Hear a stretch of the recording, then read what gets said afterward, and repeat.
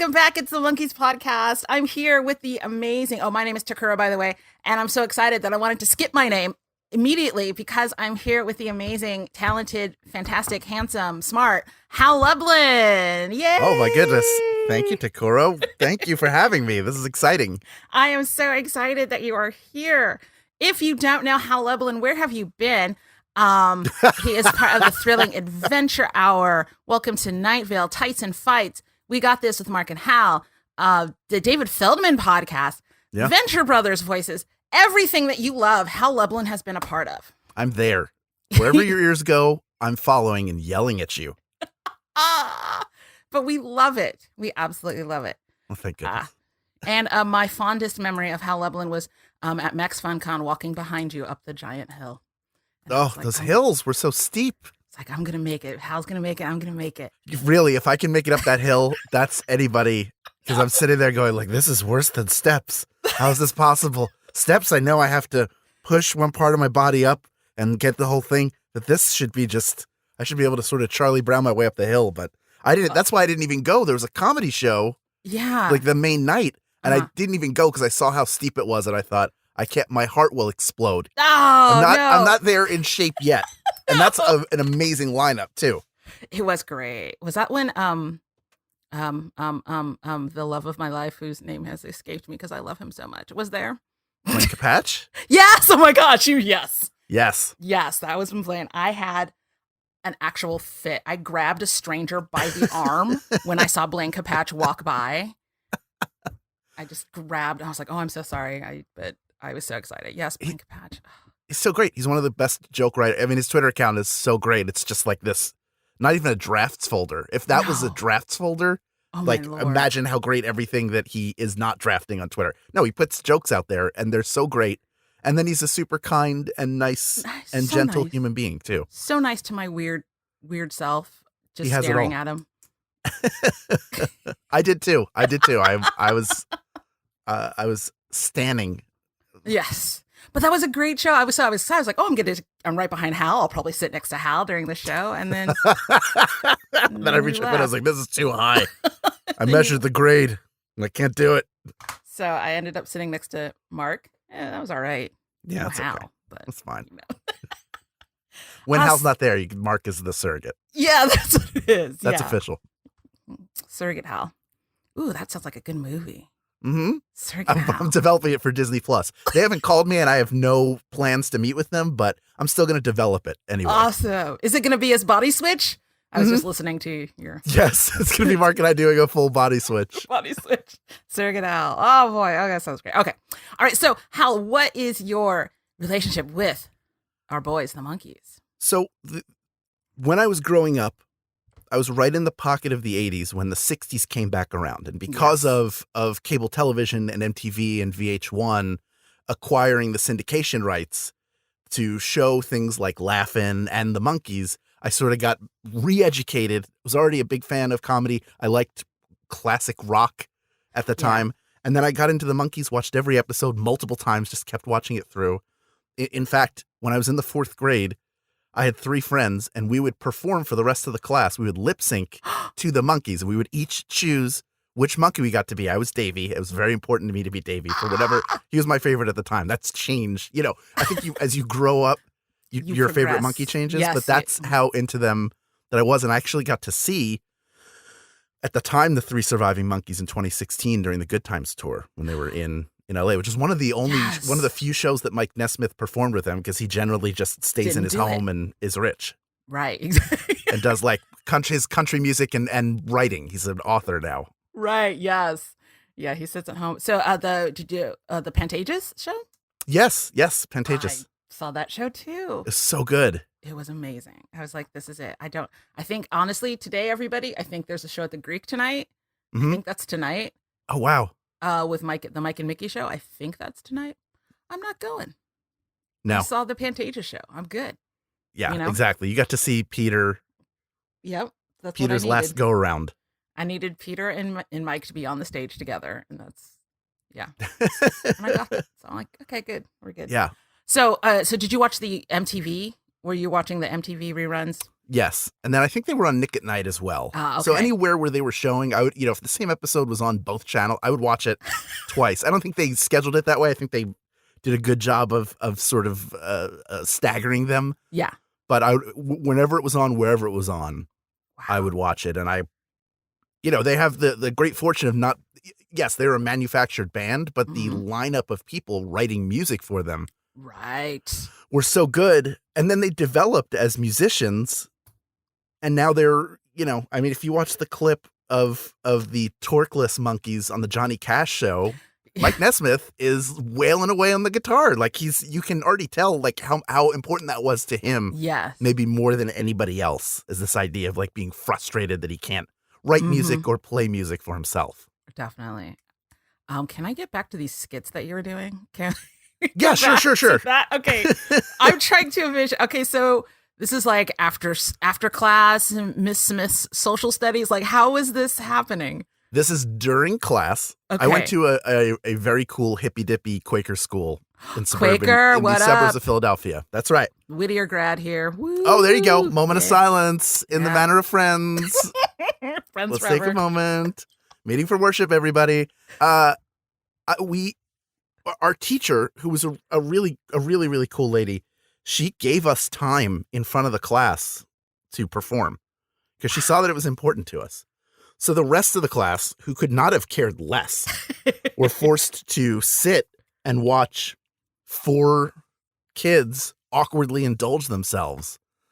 And, it feels like you imagine in your head that you're actually one of the Monkees. Oh, yeah. You're actually this band performing this music, and this is the greatest performance. But if you could watch it from the audience's point of view, it'd be just awkward children spazzing out to music. Okay, so did somebody like transcribe the lines from the TV? Like how did you know what to say or do? We had the cassette. We had at that time, I was getting all of the albums on cassette. I was gathering them. Okay. As my parents would allow. And I had the best of the Monkees. So you just pick a song and you'd play it, and we'd all lip sync to it, including like I'm faking playing the drums. I'm playing the guitar. I'm fake playing the tambourine because I'm Davey. And he always had that weird like keeping his arms low and close together. Oh, yeah. Hitting it like he's a wind-up toy. So that's what we were all trying to do. And I think my friend Colin was Mike Nesmith, and he had a knit cap. It didn't have the buttons on it. But that was his whole deal. Oh man! So you would just like lip sync to what one or two songs? I think we got one song. I think 2 songs might have been too much. Okay, all right. So you get one song, and was this like once a week, once a month, like? I think once a week for a little while. Wow, that's amazing. Yeah, that is so good. That's great. Like, what grade was this? This was 4th grade, so I would have been 10, 9 going on 10. Okay, so that's adorable. That's not weird because elementary school kids are adorable. So yeah, and it was one of those early like, oh, I really enjoy performing. Yeah, because I like we could keep this going, and sometimes even into the maybe like the preteen to early teen years. I'm sure there were times where I was like, why didn't we keep that band together? I think we really had something there. The lip sync band. Yeah, that lip sync band would have been huge. Well, Milli Vanilli, they were huge. We could have gotten in on that. And we could have just admitted it, and everybody would have been like, all right, great. Great. Can't deny the charisma of these awkward children pretending that they play music. Oh, so did you style your hair a certain way for Davey, or you were just no, you were just like, I am the essence of Davey? Wasn't even that level of thought. I like maybe one of those those stores that were popular where you would go and paint a sweatshirt. Oh, like a you would spin put art like kind like of an acrylic, like spin art, but also you could like draw and write stuff on it. Oh, I remember puffy paint. Is it a puffy paint thing? Yeah, sort of like a puffy paint thing. Okay. I think I had puffy painted a monkey shirt for myself. That was as far as it went. Maybe a T-shirt that my parents got me. I wish I could remember if there was even any attempt to look anything like him. I think for me it was like, well, he's the good looking one, Davey is. So I want to be the good looking one. Good. That's smart. That's very smart. And nobody fought you on that. They're like, sure, Hal's Davey. Okay. I'm sure we fought. There was another guy in that group who looked more like him, but was very he was gracious, I'm sure, in that moment. Oh, okay. Who was Peter? Oh man, who was Peter? I think there were 4 of us. It was me and Chad and Larry and Colin. Maybe Larry was Mickey. Maybe Chad was Peter. Ah, nice. You know, these names that everybody, you know, Chad. Of course it was Chad. You know, Chad and Larry and Colin. I love that. I love that it's Chad, Larry, and Colin. That's a great assortment of names. Yeah, we could have been the new Monkees. We were just too young. Ah, yeah, the new Monkees. That was something. I watched every episode, though. I was into it. I think I'm a few years older than you because Okay. I had I VHS'd. I recorded them on VCR, and one of the episodes I did transcribe all the lines. Oh wow. Down, and I was like, my friends at middle school, we're all going to put on this show. We're all going to like do this episode. And then like halfway through me casting it, I realized, I don't know, somehow in my like 12-year-old brain, I realized these jokes aren't going to work in the 80s. Like nobody, this is not the audience. This doesn't work. This isn't going to make any sense. Somehow it just came through like, oh, this is a terrible idea. Don't do this, Tekurah. This is bad. But I had that sucker cast. We were going to put on a show. And where did you grow up? In San Jose, California. Okay. So, yeah, California. But I did in summer school. Me and my friends, we wrote like there's like a children's lit class we could take at summer school. So you know those books that you get, those pre-bound books. I don't know if you've seen them. And then you just draw and write on the pages and like, look, I made a book. Yeah. We made like a book. We had a character named Jimbo. It was this dog that I drew called Jimbo. And in one of these adventures, Jimbo visits the monkeys. And so we had like this whole chapter where Jimbo hung out with the monkeys. And the summer school teacher was like, hey, I'm friends with Mickey Dolenz' mother. We're going to get this because I think his mom lived in Los Gatos, California. And so she's like, I'm going to get this to Mickey Dolenz. We're like, yes, we've made it. Never heard a damn thing. Every once in a while, I go, Mickey. Anyway, I know people are listening. Mickey, where's my book? Because I didn't get that. That book was gone. And not a letter, nothing signed, no acknowledgement. Nothing. Either acknowledge that I did beautiful art as a 12-year-old or give me my book back, Mickey Dolenz. Either way, Mickey, come on. I have a Mickey Dolenz story. It's not super exciting, but it was for me. I worked on a Cartoon Network show called Mighty Magiswords, and my friend who ran the show he had an opportunity to bring in all these people whose work he really enjoyed, and so there were always like crazy guests, like Weird Al did an episode, Dr. Demento I think did an episode. Wow. And he had Mickey Dolenz. He was recording with Mickey Dolenz one time while I was waiting to record. I got there a little early, and he was recording over Zoom, but I sat in the room just listening to Mickey Dolenz perform a song they had written for him.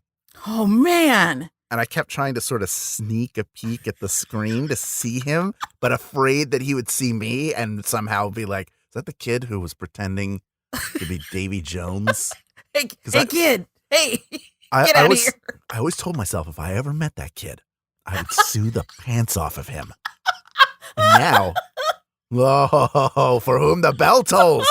No, it was so cool to see him work. Yes. And he was reading this book, this illustrated book that I'd never seen before. I think it was your book. Oh, no. He was like, hold on, let me look at my magic book before I record. Mickey, no. That I created.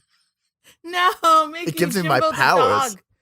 Oh, Jimbo the dog. And it's so weird because like I had a friend named Jim at the time. Why did I name this character after my friend Jim? I don't know why we did that. It's a tribute, a loving tribute. Strange. Oh, kids are weird. All right. Let's see. Is there anything else I wanted to ask Hal Lublin about? No. Oh yeah, David Feldman. What's he like? No, I don't know. I mean, I honestly do want to know, but like, I don't think he's great. A super funny guy. For anybody who doesn't know, David Feldman was a comedian. He is a comedian and also a writer. He wrote for Bill Maher. He wrote for Triumph, the Insult Comic Dog. Like he's he's had all these incredible writing jobs. And I came in. The reason why I met him is my friend Janie was doing work for him, and they needed somebody last minute to do voices on this on his podcast, which is also his radio show. And so I came in and did a bunch of stuff, and he was like, "Oh, this is great. Will you come back?" And then I just wound up coming back and writing stuff for him and doing all sorts of weird, crazy stuff. But he's a really good guy and very, very funny. Delightful. He was one of my first comedian crushes when I was like 16 years old. I had a crush. Really? On Oh, David that's right, Philbin. because he's a Northern California guy. San Francisco. Yep. Yeah. I was a weird kid, man. Like David Philbin and Blink Patch. Those are my guys. Hot stuff.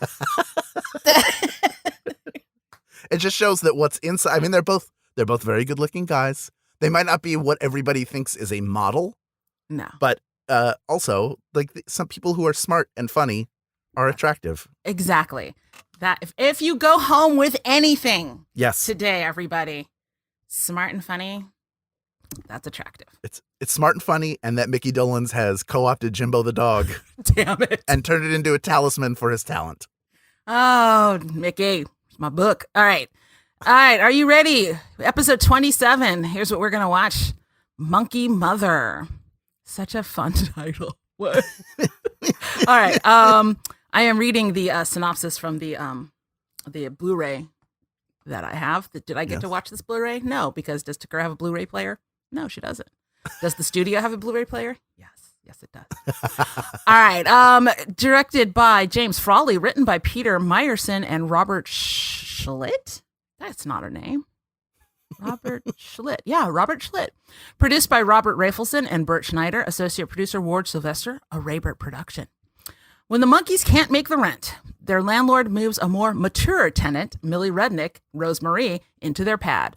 Production notes. Monkee Mother was filmed in January 1967. An unused story idea from Screen Gem's original script synopsis had the Monkees running a contest to find a suitable mate for Millie. Oh, I'm glad they didn't do that. Yeah. That would have been awful. Songs. Sometime in the Morning, Jerry Goffin and Carole King. Look Out, Here Comes Tomorrow, Neil Diamond. Did you remember this episode, Hal? I did. Yes. I actually did a little bit, but it's fun to revisit it. It's been so long since I've sat and watched, and I have the non-Blu-ray. I have the original standard release where they're record player boxes. Oh. I have those, but I haven't watched them forever because, like you, I don't even have a DVD. It used to be my PlayStation 4, which I gave away when I got the PlayStation 5, which I got all digital. It's a whole thing. It doesn't really matter. Why am I telling this story? I'm going to stop talking in 3, 2, 1. Back to you. I love this. This is one of my favorite episodes because I love Rosemarie.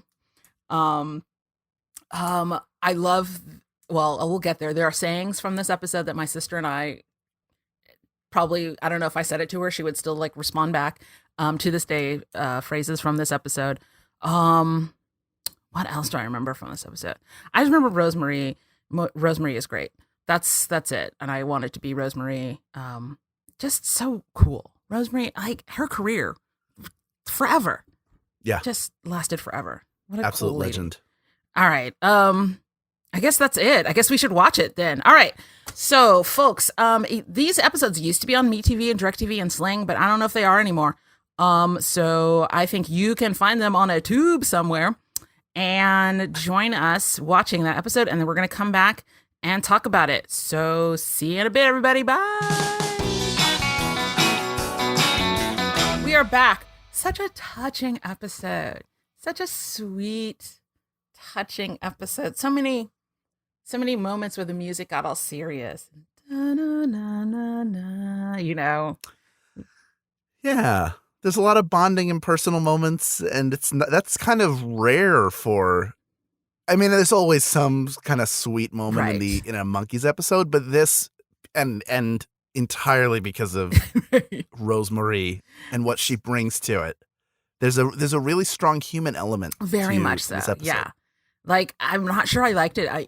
I'm surprised that I liked this episode as a kid because this is the kind of thing I would have hated as a kid. I'm like, ugh.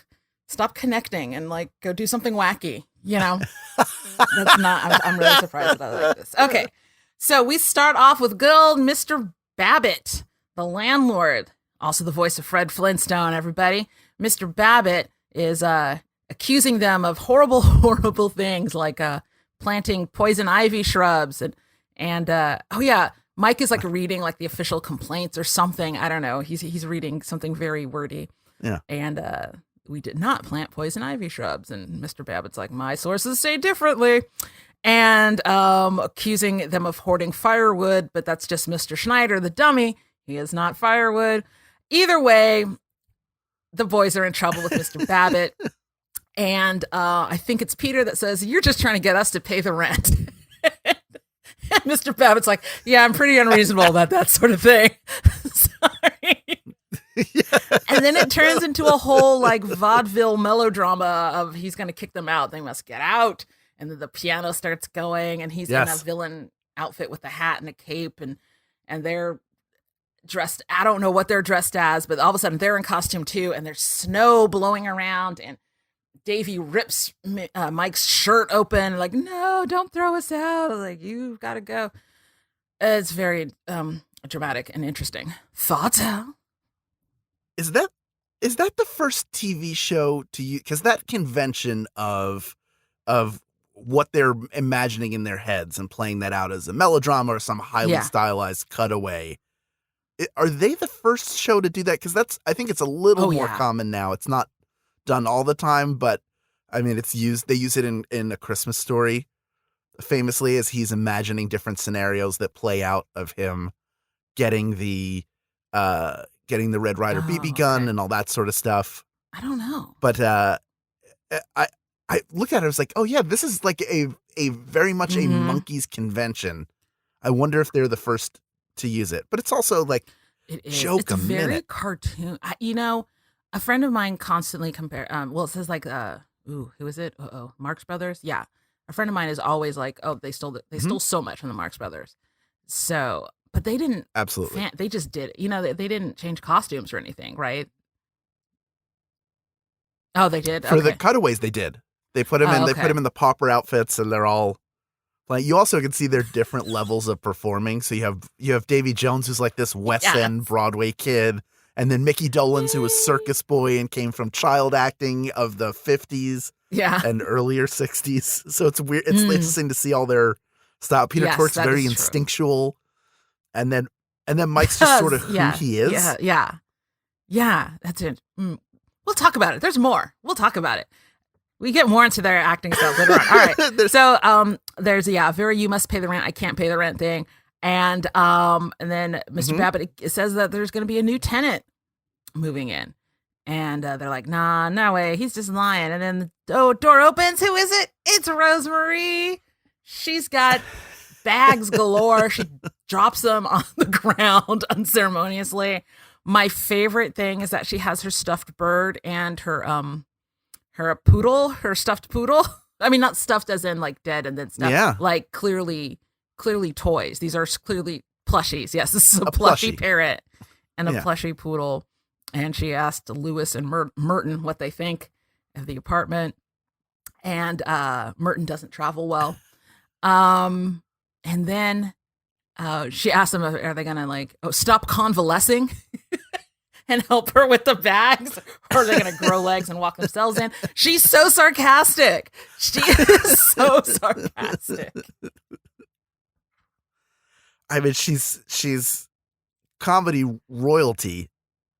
Comes from one of the greatest sitcoms of all time, knows how to deliver a joke, but also there's something to her. The performance is as over the top as it needs to be and as much of a characterization as it needs to be. But because she's such a great performer, it feels like a real person too. She immediately That's not easy. Fits into the world. You automatically go, oh, this is a person in the Monkees world. You completely accept that she's a part of this reality. It's amazing. Is that? Yeah. And then we go to our season 1 opening credits, which I hate. I hate the season 1 opening credits. Season 1 opening credits are the one with Davey as the as it goes up and hits the bell with the strong man. Yes. Thing. The strong man. Yeah. Test of strength. Thank you. So we have our season 1 opening credits, and gosh, what episode is this? 20 something. I'm like, oh, when are we gonna get to season 2? I'm so sick of season 1 credits. All right, and then we cut back, and Millie Rudnick is laying down the law.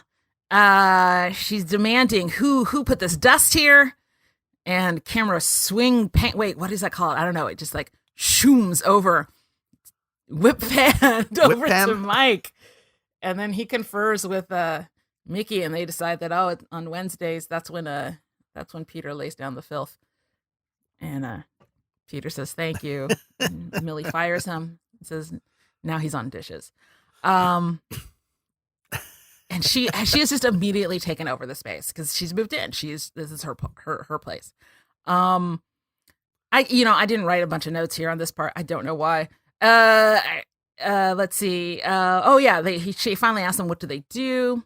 Oh wait, my favorite part is like she's like looking around.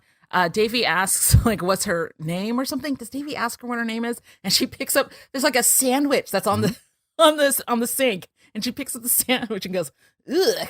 Davy goes, all right, Miss Ugh. She's like, no. It's Rudnick. Yeah. It was Rudnick, but yeah, it's so disgusting that there's a sandwich on the. I'm with you, Millie. That's gross. That there's a sandwich on this. And it makes a noise when she drops it. Like, obviously, it's a prop sandwich, but also we've all had a sandwich, a hard roll sandwich that's gone bad, and you can drop it, and it sounds like a prop sandwich. And, 4 boys living together. Come on.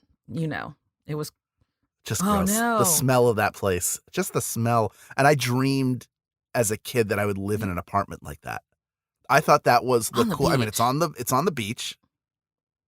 They have a spiral staircase. It's open floor. It's open concept. Everything we love from Love It or List It. Yeah, that apartment isn't. We have not talked about this enough. How amazing! It's a house. It's not even an apartment.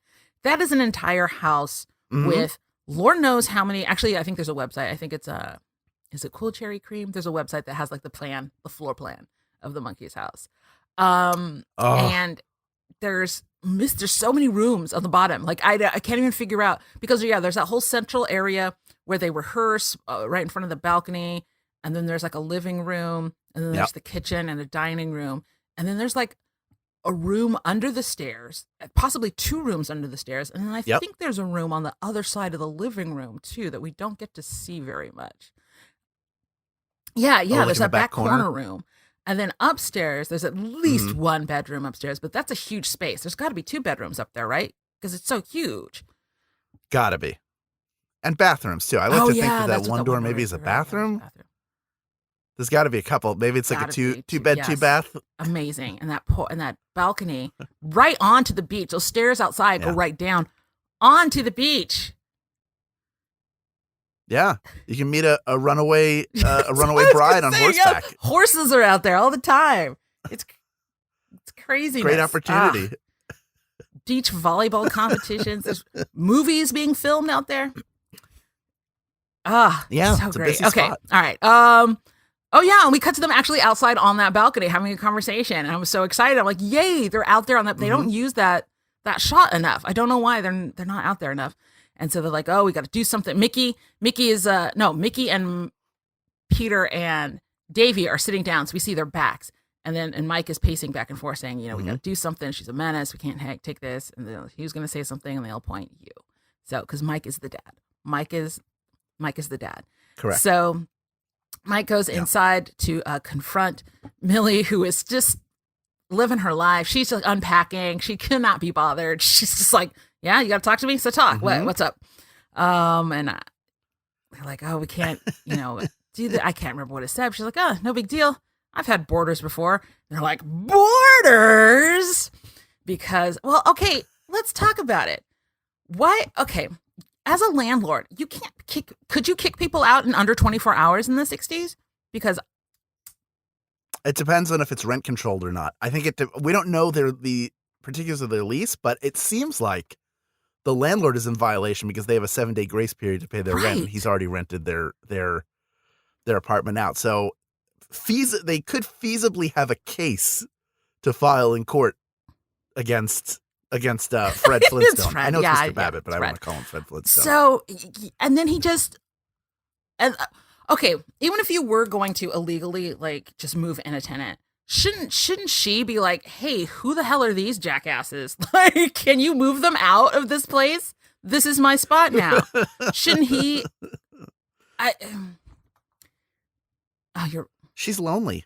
That's the heart of who she is, right? She's a lonely widow. And we talk about how broad she is, but the thing that grounds her is that she's dealing with loss and dealing with loneliness. So that's under there keeping that character from floating off into the ether of ridiculousness. Because frankly, everybody should be angry at Mr. Babbitt for moving in a tenant while there are still people in there. He's He's not a a very good terrible landlord. And he's probably not the owner either. Who knows who No, owns I that don't- place? It it's doesn't not seem like him. it's him. It can't be him. Yeah, he just collects the rent. Terrible. So he's And, doing a and who terrible would rent job. this house to 4 musicians? Exactly. Where did the initial where did the Right? deposit come from? How did I they always thought like how they did they inherited swing that house. that? For some reason in my head, I'm like, that was like Davy's grandma's house or Yeah. something, you know? That would make more sense. Mm-hmm. It's a friend Is that what happened in situation. Friends? That's Monica's apartment was her grandmother's apartment Oh. that she got. That's how they I didn't explained how know she had that. such a nice That- place. And I think it was rent controlled, so that Oh, she had it for That kind of makes me hate them more. very little That doesn't money. make it better. Okay. So yeah, so now they're boarders, and I'm like, oh no. So we cut away. Oh, there's a knock at the door. Oh, Rosemary says, "Excuse me, Lewis," to her bird, and goes to answer the door. Oh, so good. She's such a genius. I wonder if that was like in the script, or did she just do that? That's It feels like she added a lot of her own touches, so I wouldn't be surprised at all because if that's in there. Like just little, like not even pieces of flair, just character moments that let you know who she is. That she's polite even to her clearly dead bird. Excuse me, Lewis. There's someone at the door. She lets him know what's going on. Not just excuse Yeah. me, but here's why I'm leaving you for a moment, dear sweet parrot. There is somebody at the door. Yes, I know you're dead, so you can't hear things. But there's been a knocking at the door, so I have to Oh my go check on gosh. it. Excuse me, I just won't you, realized dead her bird? talking to the. That's another that just ratchets her loneliness because she's talking to her. Oh my gosh, Hal. Yeah, You've opened up this episode to yes. me. Sorry to make it sad. I brought it it's down. Beautiful. I brought it down. It's like it's just adding more depth to her character. She talks to her little pet. Yeah. Oh my gosh. Oh, sweet Millie. Okay. So Millie goes to the door and what's his name? Larry is there. The furniture arrives. Yeah, so she's Yeah. like, oh, he's like, is this the Rudnick house? House of Rudnick, I think is what he says. She's like, no, but it will be once my furniture gets here. And he's like, oh no, I'm the furniture guy. I have the furniture. And the boys are hanging out in that weird downstairs room that we don't get to very often. It's like, it seems to me like the most 60s room there is because it's got like the beaded curtain behind them that's multicolored. Mm-hmm. I feel like we've only seen that room when they were kidnapped from the talent show, and when Mike was sad about the songwriting when he wrote "Gonna Buy Me a Dog" and got ripped off, and he thought they sold the song to the movie, and he goes to the movie set and they ignore him. Mike pouts in that room. I feel like those are the only times they're in that room. Anyway, very excited that they're in that room. I'm sorry, Sadness what? chamber. Yes, it The sadness chamber. So Millie says, "Oh, boys, can you come help? We gotta unpack." And so then we get this fun montage of them moving furniture in, and it's just like the generic rock music. It's not even a Monkee song, which is kind of weird. It's just that, and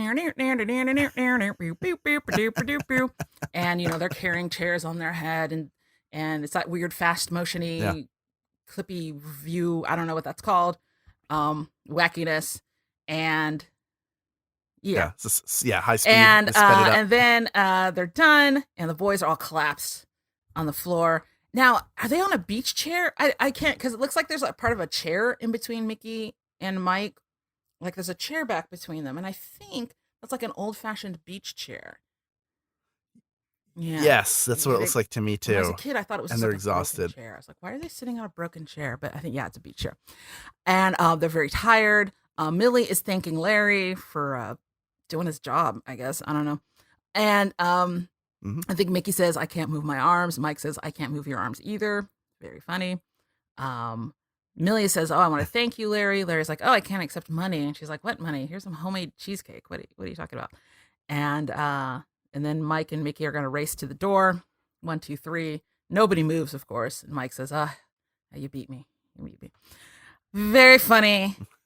Davey and Peter don't say much in that little bit. It's very interesting. No, they're too exhausted. But I also want to talk about what Millie had in her Okay. home before she moved. because it feels like it was like 2 chairs and 900 lamps. And that was the entirety of her home, was like this minefield of lamps on the floor. And your reward was getting to sit in one of 2 chairs. You're right. There was the just chairs. I was looking, just chairs. I think maybe there was like was there a box? Like maybe a crate, not a crate, a trunk? Maybe, but a lot of lamps. And then later on, he comes back because he forgot to unload one last thing, which is another lamp that looks just like the other lamps. Lamp lady. And then at the end, I mean, I know I'm jumping ahead a little bit, but he takes the last piece back out to the truck. Chairs and lamps. It's a chair, which should infer that all 1.1 million of the lamps have been moved into the caravan of trucks. Really? Why you got so driveway. many lamps?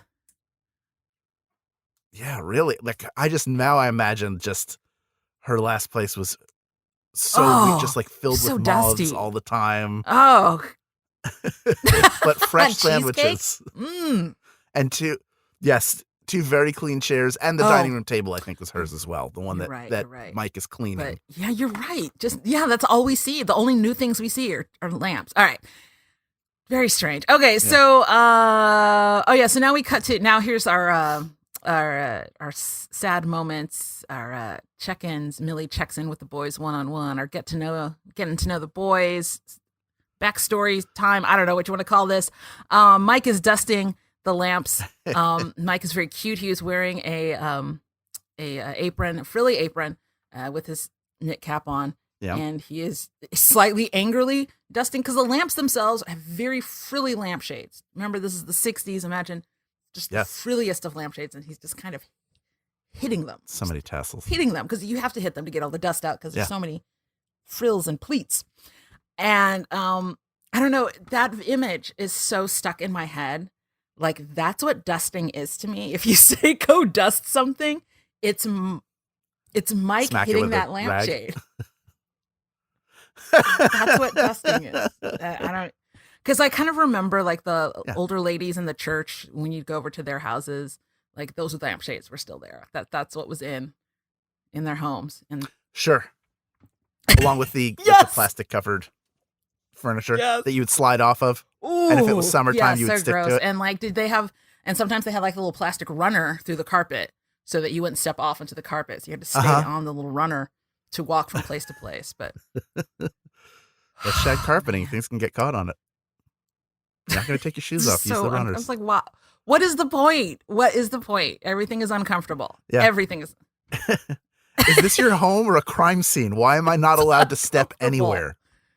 And I imagine, what like, happened do they here? Like after we gross kids have left, did they take off all the plastic and go, my apartment, it's beautiful? Yeah, exactly. They just get naked and rub themselves all over everything. Like, this is my time to be free. Velvet. Woo! It's fine. I Scotch guarded it. Oh, what the church ladies were up to. You didn't know. You didn't. Mm-hmm. You had no idea. Yeah, you knew something was up. But you didn't know. What you didn't know was naked rolling around on the shag carpet. You didn't know that was up. All right, so Millie is he knows how to clean. Okay, great, Millie. Mike knows how to clean things, but Mike gets upset when she like checks. I don't know. She just like rubs her finger on like the table, like, a Picasso of dirt, this one or something. He's like, oh, don't do that. Just clean there. He's all like grumpy and stuff. Yeah. I guess. But a smudge. Oh, that's what it was. He pledged it now. You're right. That's what it was. And then the music turns serious. Get the serious kind of violin-y piano music, and it's like, oh, you had to clean a lot. You had to help out at home, didn't you, Mike? Oh, there are a lot of us and not a lot of money. That's not a good combination, Mike. It's kind of pandery and sad and not very deep. Looking at it now, it's like, yes. Okay, well, oh no, they were. I don't. No, I don't know. I can't quite put my finger on what makes it uncomfortable to watch now. Knowing that Mike grew up rich? No. Is that it? I think the richness came a little bit later. That came later. Yeah. Did it? Yeah. The whiteout came a little bit later? I feel like there was already some money. I don't think they were like living in a shack until whiteout happened. I don't know. I always got the impression. I didn't get the impression that he was like dirt poor. I knew he didn't have there weren't a lot of them. I remember like growing up and going, oh, he didn't have a lot of brothers and sisters, because I totally believed this story. I thought this was true. Yeah. But I don't think he had a lot of brothers and sisters. I remember he talked about his uncle. He had a very interesting uncle that he mentioned in one of his books. But yeah, I guess you're right. They weren't dirt poor, but they weren't rich either. That's what I thought watching it. I was like, oh, that whiteout money made it hard to live in one. You had to live in one room. Was it all in a trust? Oh, is that what happened? There was just, yeah, maybe that's what it is. The fact that you're like, oh, I know this isn't true. So this is kind of weird. But anyway, oh, I know what it was. Her saying that's not a happy combination.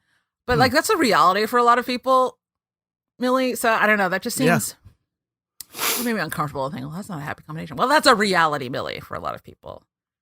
So happy or not, that's life. Anyway, I don't know. Sorry, Millie. Millie, surprisingly shockingly, Millie, you would think Merton shockingly would like, give her a heads up, but no, Merton stays silent. Yeah. Come on, Merton. So she's like, oh, what can I do for you, Mike? I want to do something special for you. And then Mike, make me a success. Oh, Mike gets like really sincere. It's like, oh, Mike, she can't do that for you. What are you saying, buddy? He's like, I don't know, get me on a show or a contract or something. He's like, well, what good is that if you're cold? I'm going to make you a sweater. And at first Mike is confused and she starts measuring him. And then Mike just kind of smiles and goes with it. And it's very sweet. Actually, that is one of my favorite moments of this. Yeah, this episode. And Mike's just like, sweater. All right, that sounds okay. Okay, let's measure my arm. He just kind of goes along with it. It's just very nice. And then we cut to Mickey under the Monkee Mobile. Thoughts about the Monkee Mobile, Hal? Really? I love it. It's a cool car. I think it's a cool car. I wouldn't want to drive it. I like bigger cars that I can sit in and feel safe. And that just feels like the two pictures you see of it are pristine condition, and then after it's fallen off the PCH and it's like the size of a raisin. So I'm fine. Not my car, not the car I would want for me, but it's like in the lesser stable of iconic cars of television. True. I would say. I always thought the Monkee Mobile was ugly. I still think it's an ugly car.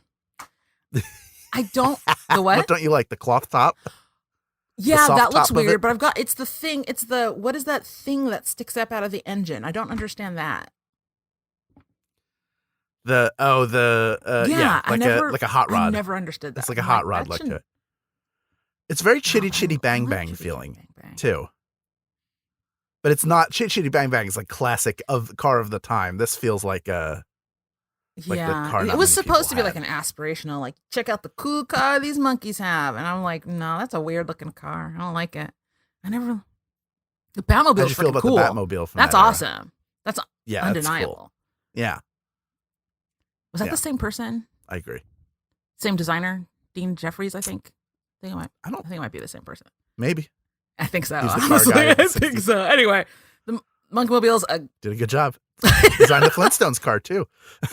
What if we just took two stone rollers, Mr. Babbitt? Oh, and put a bunch of the skin on that is the saber tooth that locked Fred out.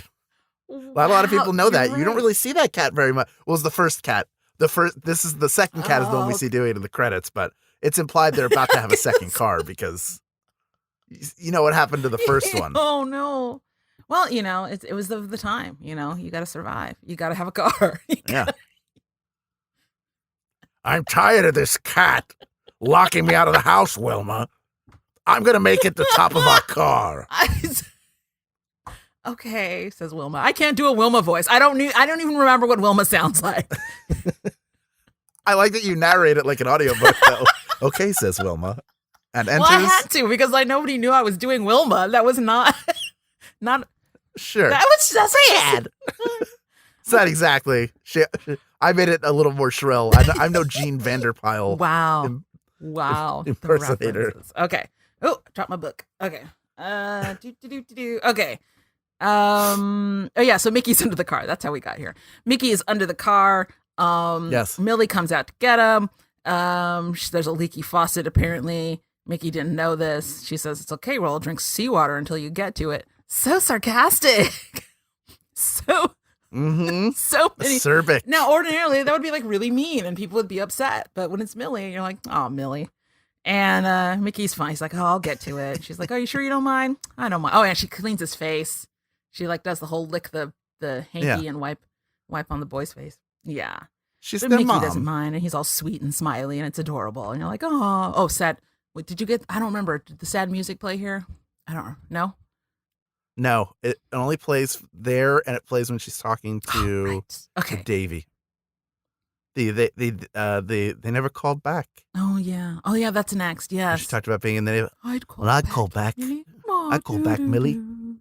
And then he gets the face pet. No, they're good boys. She's feeding them, and they're like eating on like really nice like dinnerware, like. Mm-hmm. That's what was crate. yeah. They've got like a tablecloth and a like teacups and whatnot. What did she feed? What do you think she fed them? What do you think she made them? One sandwich cut 4 ways, no crusts. Was it like a bean, like a Mickey Mouse? Yeah, she cut a Mickey Mouse shape. No, they were like very impressed that she fed them. That's all it took, just a sandwich. Yeah, I mean, how do That's they true. afford food? And none of them seem like they're going to be on Survivor anytime soon, catching fish with like a spear gun or Mickey something. could come up with something. I'm sure Mickey could figure something out. That's a circus boy. They had to live on the road. Fish. That was funny. Figure out how to feed himself. Yeah, he had to catch. He was fish boy. A lot of people know that. That's what that character grew up to be before he became the drummer for the Monkees. Fish boy, drummer. Okay. They say it was a real gourmet meal. And then she says, you think Edie Gourmet could cook a meal like that? Ha! Zinger! Did Tekurah get it in 1986? No. No idea who Edie Gourmet was. I think that was when my mom explained to me. I think my mom, like probably from the kitchen, was like, Edie Gourmet is married to this dude. There are quite a few jokes that I remember my mom explaining to me. That might have been one of them. And then this is when we have the Davy moment. Asks if he knows Rex Harrison. Why not? You're both English boys. And then she talks about the old neighborhood. They would just call out to people. And then, why'd you move? Nobody called back. Oh, Millie. Nobody called back. They just like flat ignored her. Yeah, people must have hated her. Because she made everybody clean. They're like, oh. And she always leaves at least 20 of her lamps bright. on. So nobody so can get bright. any sleep. People across the way hate her. It's like the sun is right across the street from me. Gosh. Because I always thought, I always thought that it was like, her husband died and, her friend stopped coming. That was what was going on in my head, was that her husband died and she was lonely and couple friends stopped coming around, people get uncomfortable. Right. I didn't imagine that just like her neighbors started ignoring her. That's super harsh. Yeah, I mean, I had a neighbor, the first few years of my life, first until I was like 8 or 9, I lived in Northeast Philadelphia, and it was a very much like a block type place where there was a woman who hung out the window, hung out her bedroom window, and when you were going somewhere, she'd go, "Where you's gone? Where you's been?" Wow. And her daughter Donna would babysit me. Donna. But she would literally do that. So there is, and that's definitely, she has a New York vibe to her. So clearly she was in some like Brooklyn or Bronx neighborhood where they would be talking to each other out the window or at the stoop. I can imagine that, but I can't imagine just ignore. That's just rude. I don't know how you just like. I think also probably her neighborhood changed. I think that's, new people moved in. You're right. That makes sense. It wasn't sense. what it was. Yeah. Among her losses. Her husband, right? Her people neighbors and friends. They also passed away. Oh my god! Oh, this episode just got really sad. Yeah. Oh, she has those terrible friends. That's with her the 4 sister. Kids who show up. That's her sister. Oh boy, those are horrible people. All right, so Davy says, "I would have called back Millie." Do music, and then I get mad because I realize, she doesn't have an interaction with Peter. Where's her interaction with Peter? And then I was reading the comments on YouTube, and people are saying, "Oh, this next section, that's her interaction with Peter." Well, yeah, that's not enough. But they're tuning up, and she's like knitting, crocheting. I don't know what she's doing. She's sitting there, and Peter's like, "Oh, you like music, Millie?" And she's like, "Yeah, I told you. But what you guys play is not music. Anniversary waltz. That's music. Cute." And it's like, "Oh, I think you'll like this one." And then they go into a song. That's the whole interaction with Peter. He's he's a very free spirit. So there's no You're sad right. moments There's nothing for there. him. Basically, what you're saying, Peter is one dimensional. Just say it. There's nothing. Look, but it's a great dimension. We love your dimension, But there's Peter. nothing going on. There's no backstory for. Or the dark side is so dark that if it were unleashed on television, it would be a very different show. A show that would have been better suited to the 70s or 80s than it would have been to the mid to late 60s. I kind of want to know what you're imagining. What is Peter's dark past? He probably had a psychic break at some point and killed somebody. Wow. That's not his past, though. That was when he was in the cult. He doesn't talk about that anymore. Peter was in a cult. Totally. Music saved him. Yes, yeah. That totally tracks. All right, I'm writing that fanfic tonight. He would have that Kenneth 30 Rock energy if the Monkees were made today, where you like learn like, wait a minute, is he immortal? And did he kill a series of drifters in the 1930s? Like, just a lot of weird stuff would come out about that character. Peter is okay. All right, I'm gonna look at Kenneth differently now, and Peter, everybody. Yes, and okay. The song is great. Sometime in the morning. Sometime in the morning. And King song. So it's gonna be good. I remember as a kid, like looking at, my 45s and 33 and a thirds or whatever, and like noticing this name, Carole King. I was like, who is this person, this woman that wrote all these amazing songs? I remember having that thought as a kid. Little did I know. So Sometime in the Morning, such a beautiful song, perfect for Millie. They really chose well. They're like, what's a song Millie would like? Let's go with this one. Perfect. Because who wouldn't love this song? It is so good. So good. And it's so Mickey beautiful. singing. Mickey, one of the best singers of all time. And it features a keyboard that nobody's playing. That happens again. Yep. And so we see Millie like grooving out a little bit on the chair, and then wiggle wiggle wiggle. All of a sudden, it's young Millie who's got like a blonde bob kind of thing going on, and she does this. She moves her neck very strangely. She doesn't just like twist, like tilt her head from side to side to the music. She kind of does like an S snake-like thing with her head, which is always weirded me out. I'm like, that's not a normal way to move your head to the music, young Millie. When Millie first came to the planet Earth, she and the others aboard her vessel were learning how humans move, and they'd seen serpents as well, and they got them mixed up. They're like, is it people? But they do like this, like the cobras we saw. That's clearly what it is.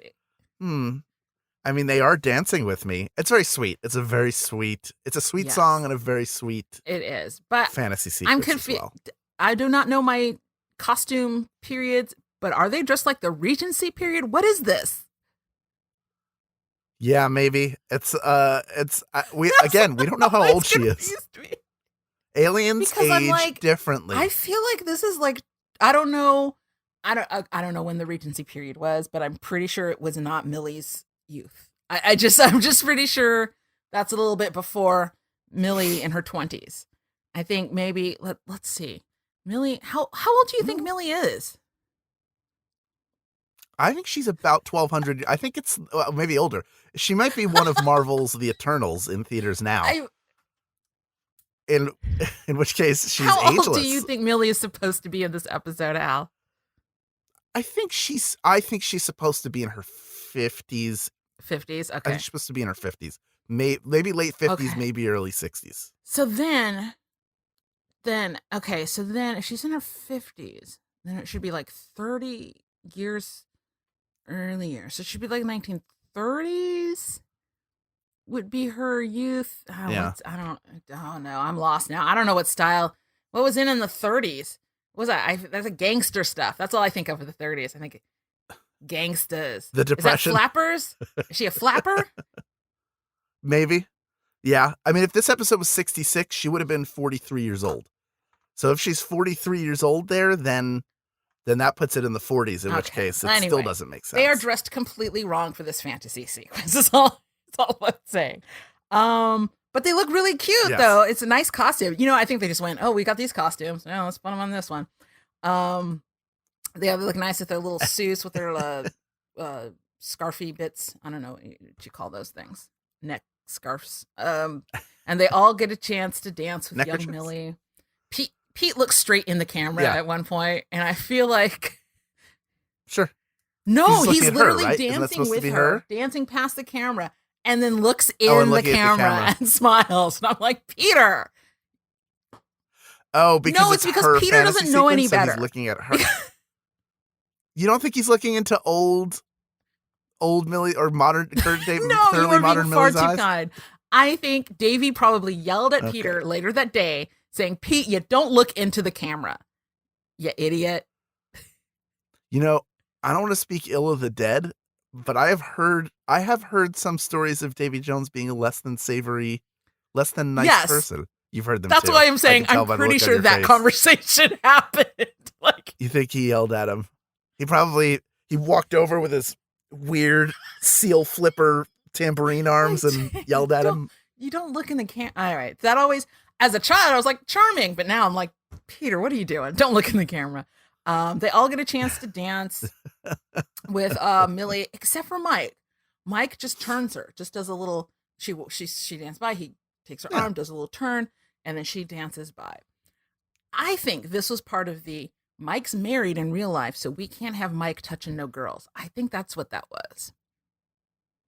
Yeah. Yeah, that probably is. Because he got her for what? So how was Rosemarie? Because who's not jealous to you? Of Rosemarie? Spend a lot of time with her? Television's Rosemarie? You have a good time with her? You laugh it up together? Well, Mike did. Well, never mind. Okay, so I'm just saying. Okay, here's what I'll say. We know that they made friends with some of those ladies on set. We know they made friends. So sure, it was the 60s. They were all fine. It was the 60s. So anyway, yeah. I think Mike and Pete look the best in those little Regency costumes. Doesn't suit Davey, strangely. Does not look good on Davey at all. He's doing a play. Yeah. He looks like a child doing a play most of the time, which he was. That was his. Didn't look right on Mickey either. But Mike, it looked really good. I don't know, that kind of like long coat collary thing works well on Mike, and they gave Pete like a nice color for his scarf, so it just worked well with his coloring, I think. Yeah, I feel like Mickey didn't hit his stride until he got the curly hair. His curly hair look was way better because this looks like they straightened his hair and it's right. I was reading a YouTube comment and somebody said that's straight. His hair was really fighting that straightener by the end of the season. Yeah, it didn't want just an ounce of humidity to just right back to where it wants to be. Mickey, that's terrible. I mean, I don't know if you've ever had your hair straightened, but that's a lot of chemicals near your scalp, and it's not fun. That's my understanding. I've not had it done personally, but it's smelly. Seen in movies and TV and burny. Yeah, it's terrible. No, we don't want that. Let's see. Was there anything else? Anything else about this fantasy sequence or the song "Sometime in the Morning"? No, it's just a great song. It's a great it's probably it might be familiar to people who know the Monkees catalog, but it's not one for the layperson, and it's worth. Their whole catalog is worth going through because there are a lot of bangers that aren't the 5 to 10 songs that of theirs, and I think this is one of them. It's really, really sweet and well written, and it's Carole King. It is really. It's like ages. I mean, like the lyrics age well. It just seems timeless. It just makes sense. I don't know. I don't know what I'm trying to say. I'm sorry, everybody. There's something about the Monkees and their sound, and part of it is just the manufacture around it. They had some of the best songwriters of the time who were not Lennon and McCartney writing for them, and it was true in 2016 when Good Times came out, which is a brand new album with other really, really good indie songwriters writing songs for them. That that it works. Yeah. And they're the same band. It still captures the spirit of who they are, but there's something about their sound that works and ages extremely well, even though it is still of its time in a major way. Yeah. Sometime in the morning, one of those songs. All right. So we finish that song. Oh, and Millie says, "Thank you, boys," very sweetly. And it's all very nice. And you're like, oh, you have a good feeling. Then we cut to the boys playing dominoes and we get like a weird anti-war joke, ladies and gentlemen. So they we sure coiled up their do. dominoes like in a spiral. And somebody asks, "What's this called?" And I don't even know who says it. Southeast Asia. Southeast Asia. And then they knock would down be the the one. dominoes. Brrr. Yay! They all fall down. Oh boy! Fascinating. And this is in what, 1966? Yeah, I think it aired in 66. It's either 60. It would have aired either Yeah. 66 or 67. Mm-hmm. It's that first series. Let's see, 67. So oh yeah, it was filmed in that's 67. early enough. Like, we're definitely in the counter, the anti-war era in terms of protesting, but it hasn't even heated up to the point it's going to get to. And it's ballsy for the time to sort of, they almost sneak it in there. Yeah, like as a kid, didn't notice it at all. Yeah, feels like the kind of thing the Right, network like, would have notes on. Yeah, But they did it anyway. so crazy. Good for Okay, them. and then Millie opens the door just a little bit. And she's like, "Millie's home. I've brought company." The boys like sincerely go, "Yay, company!" Like they're excited. And she comes in, and there's a girl on a shopping cart, and it is Clarice Robbins, I think her name is. Peter is concerned that there's no room in the refrigerator for her. And yeah, Clarice does not care. And this is the saying that my sister and I went around saying for decades. I don't care.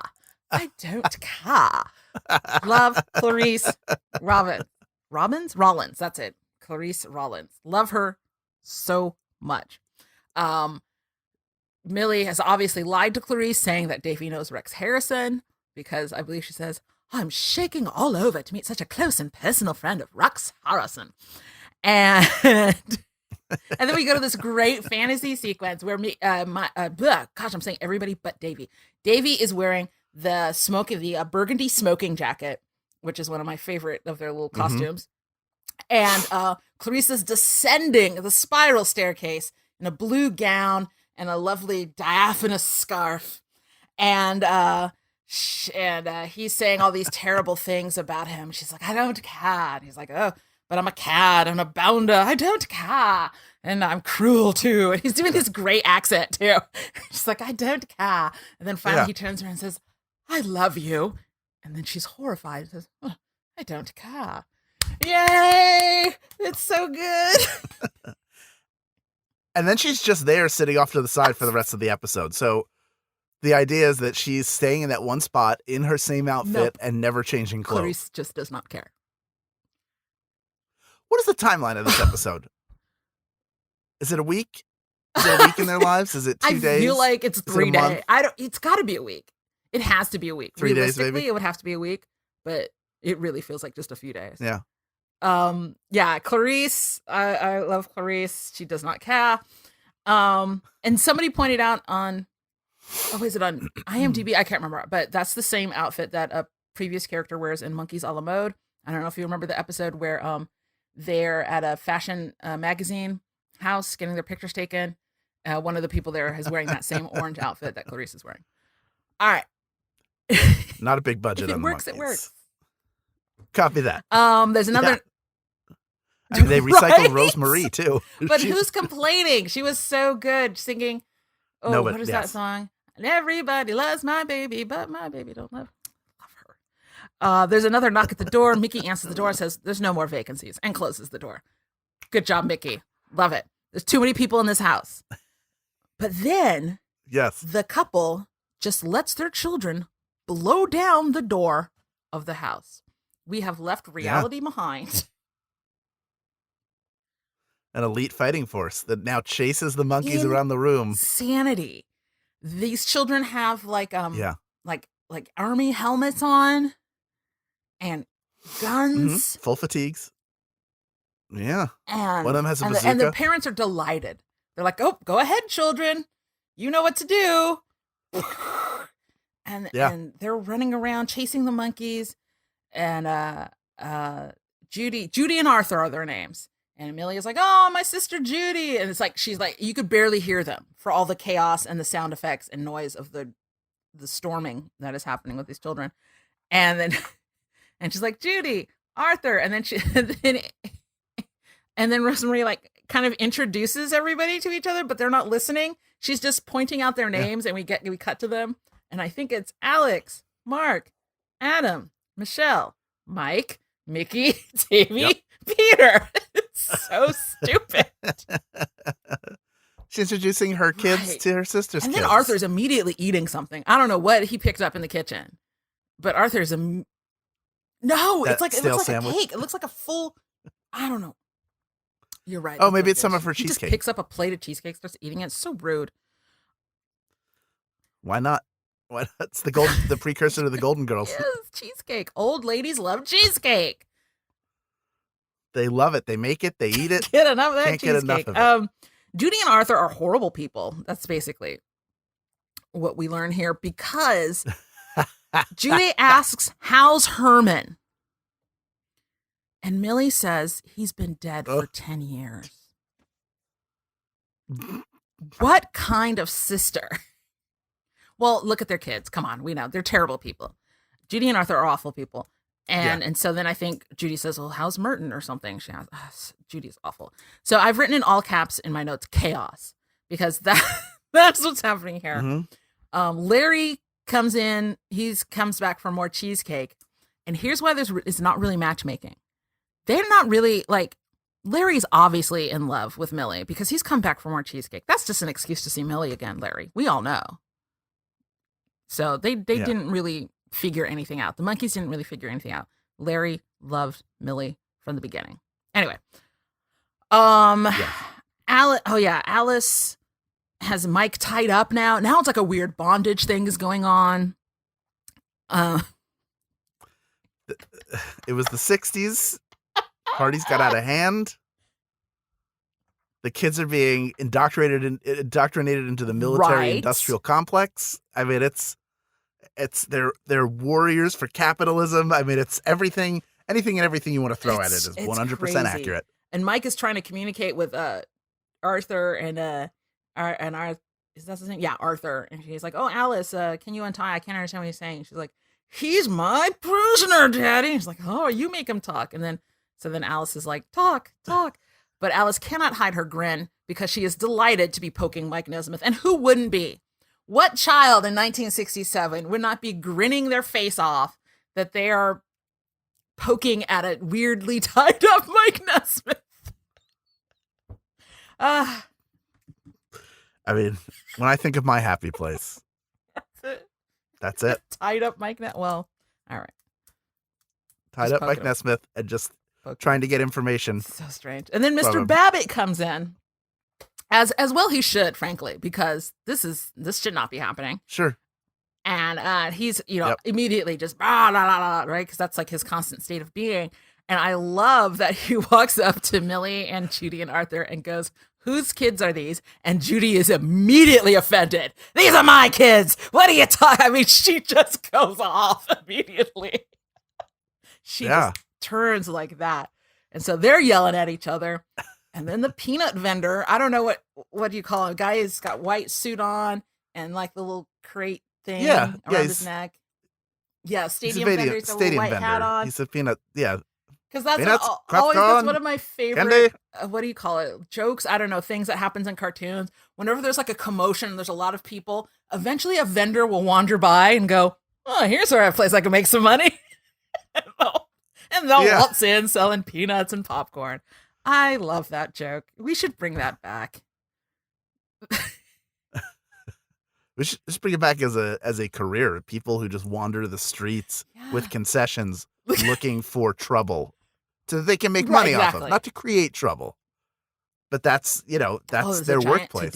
See, okay, this is inappropriate. But see what could have been happening during the protests the last couple of years? There should have been like a vendor just wandering by. There could have been vendors there. Look, the Kaiser nurses were set to go on strike, but they settled. But if they had gone on strike tomorrow, that would have been a prime opportunity for people to go and sell them snacks because they're outside. They're walking around all day. They get hungry. They get thirsty. How many of them are packing food? That's, you know what it reminds me of? It reminds me of, like, I don't know if you spent, I spent my childhood going to loads of, like, little festivals, you know, like the garlic festival and not the peanut festival, but like the, artichoke festival. Oh, you're near Gilroy. Yes. People laugh when I say the garlic festival, and I'm like, nah, that was real. Festival. That was real stuff. It's a big thing. But like, you would park like in neighborhoods to get there, and so people would have, just water and stuff, just selling water in front of their houses because we're idiots walking for miles in the heat, and that should happen. I guess that's what's taken the place of the peanut and popcorn vendors, is like the kids with their little wagons selling water up and down the street of events. So, yeah. All right. Peanut vendor's there. Oh, and peanut vendor asks Clarice if she wants anything. She doesn't care. And then here's the second part of the bit I do with my sister. I don't care either, baby. And he moves on. Yes, 60s dude calling everybody baby. I love him. And everybody, so many people in these episodes with like New York accents. I've not ran into all these people with New York accents in LA. I don't know about you, but I don't see them. No, we're 2 or 3 generations removed from those folks. So it's been, the actor has been bred out of them. Because I wish somebody, I don't care either, baby. I wish somebody would say that to me. No, don't say that to me. I take that. I'm going to Jamba Juice, baby. What can I grab you? You want wheatgrass in there? Yeah. Come on, baby. I want to go see a screening of Heathers at the Hollywood Forever Cemetery, baby. Come on, let's go. Yes, more of this, please. More of this in my Los Angeles. And then I wrote in my notes my favorite chaos. I kind of really love this chaos in this scene. I really do. It's great. And then finally, and now Millie says, oh, we're all going down to the beach. But if you notice earlier, Arthur was already changed to the beach when he walked by Alice and Mike. He already had like a stuffed dolphin. He had his dolphin. Like this dude. Yeah. He didn't ask anybody else if they wanted to go to the beach. He was just like, screw this, I'm going to the beach. Yeah. He gets his vacation. That's what it is. He ate that cheesecake and he's like, just going to sneak on out. Now it's his time. Yeah, I'm going to eat and then immediately go in the ocean. Shame, Arthur. And so Millie calls out for the boys. Hey, boys, we're all going down to the beach. And all the boys are all tied up. And a million fantasies were born that day. Some people watching that episode realized some things about themselves. Yeah, they learned a whole lot. Because the boys are all tied up. And I feel like every time I watch this, I get a little bit jealous of that house. It's like, I want a house where I can say, hey, let's all just go down to the beach. And you just walk down the stairs and you're on the beach. It's so nice. Ugh. Exactly. Yes. That's the dream, exactly right? The dream.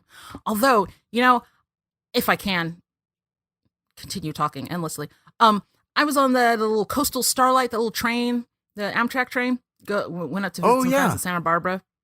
And I was looking at those houses on the beach, beautiful, beautiful homes. You can see in the backyards of some of them, like, ooh, you feel kind of like a voyeur, but it's like, yeah. Money. And I was noticing some of the more affordable looking houses. I was like, oh, okay, all right, I could live here. But then I looked behind them and there was like a big hill. And that hill looked like it was made of sand. And I was like, oh no. Yeah. You should not be living here in between the big sand hill and the ocean on the west coast of California, where the plate tectonics and the rains and the drought. That's not a good place to have your house. I know it's beautiful, but that's a bad idea. Yeah, where do you live in Santa Barbara? Oh, I live on the wrong side of the barrier between the city and the tidal wave. Yeah, oh yeah. That's where those you can find me. You never notice those signs in beach towns that will tell you like, oh, you've left the tidal, the tidal wave safety area. I hate that so much. I'm like, oh no, don't tell me that. But then I think, when was the last time you heard of a tidal wave in California, Tekurah? Never. So you're probably okay. Yeah. Just because it could happen doesn't mean it will happen. That's how I have to talk to my anxiety. I have to just reason. I hear you, my friend. I hear you 100%. That real things I've heard in therapy. So many times I have to tell myself, well, millions of people don't die every day on the freeway. So you're okay to drive to work. Just head out. It's fine. It's not an epidemic of Oh boy. It's fun being a human, isn't it? Sure is. It's an adventure. What a time to be alive. Okay. All right. So I guess the boys somehow got untied. We don't know. And we cut to Mickey feeding Peter what looks like pudding. And there's a lot of zoomy airplane action going on. And again, some people learn some things about themselves watching this part of the episode. And Mike and Davey are like, oh, this is horrible. Do you really look at what's happened to us? They don't even notice anymore. And then they're like, oh, they realize that what she needs is a husband. Okay, that's kind of weird. That's the one part in that episode where I'm like, well, I'm not sure I'm on board with this 1967. But she is a widow. So maybe they think a connection with somebody would help. But also, it is kind of weird to go, this dame needs a husband. Needs a husband, baby. Yeah. Get that dame a husband right away. Get this husband for this baby over here. And then we'll get avocado toast in Westwood. It's 2021, baby. Get that dame a husband. Some kombucha and a husband. So Larry has come back to bring a one of the many lamps. Did not get put off the truck, and they're like, haha, that's it. Larry needs to be set up with Millie. And immediately they set them up for a date that night, I guess. That's happening right then and there.